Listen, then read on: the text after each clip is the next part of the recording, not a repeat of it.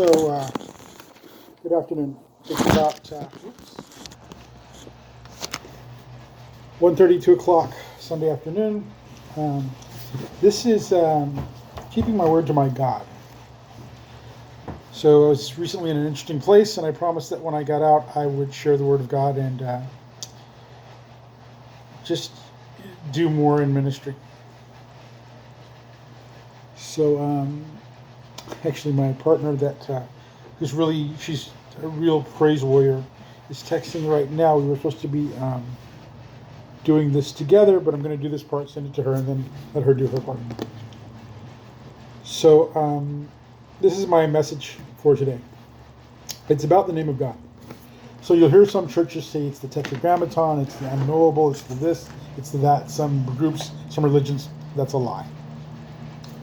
So the name of God in ancient Hebrew is Yod He Vav He. And what we know from ancient Hebrew is that ancient Hebrew doesn't have vowels written separately in the text. The vowel is actually part of the consonants.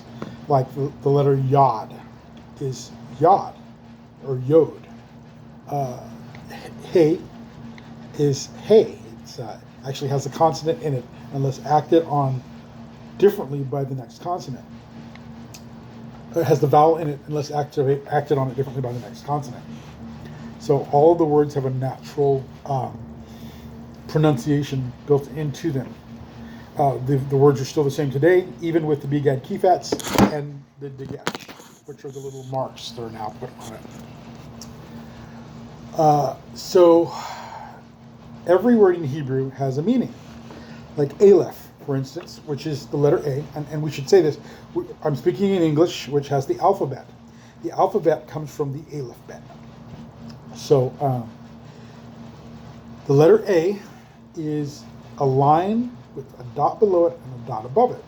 What it used to be is two lines with eyes on either side.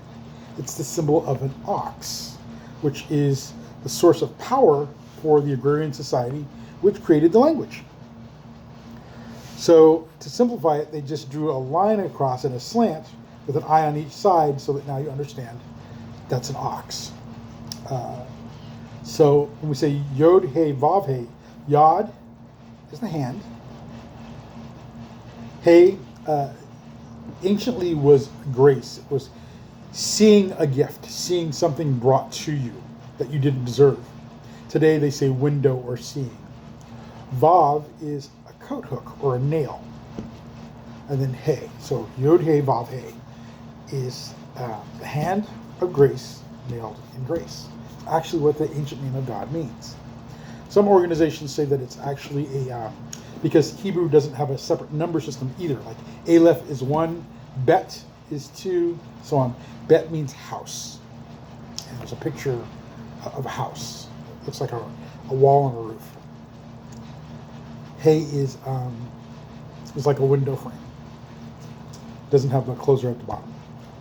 So, and this is where this becomes very important, is that because of the acrostic, ancient Hebrew has, the scribes, learned that if you looked across the tops of the first letter of many words in many paragraphs, you could see a whole other message. And the way that, again, Hebrew is structured is that, so Abba, which is Aleph, Bet, Aleph. It's a word for dad. So it's the ox that provides the dual structure that provides the ox. The strength or power provides the dual structure that provides the structure, the power. That's what father means in Hebrew. So in every word there's a description of what it's, not only is the word saying something, but each letter is describing the whole. That's how ancient Hebrew works. So when we get into Yod He Vav He, we have the whole, and then we have the description of what it's doing. I'm kind of stepping on my own tongue here, my own mind. My 6-year-old is behind me. He's going to have something to say in here because he doesn't like to be left out in things. But okay, so we're moving on. My 6-year-old is Joseph. I'm James, which translates to Jacob. So Jacob, the son of Joseph. We're here.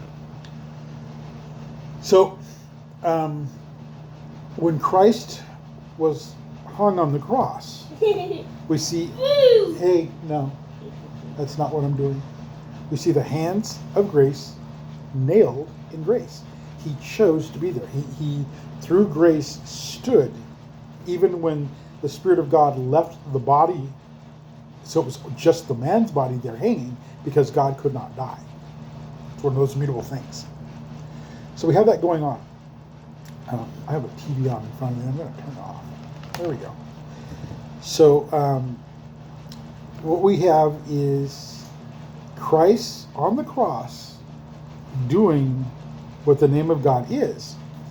So, and here's where it gets mixed up, is that in most modern translations, we see it in Greek, which is, I think it's INRI, or we see it in Latin, which actually I think it's INRI.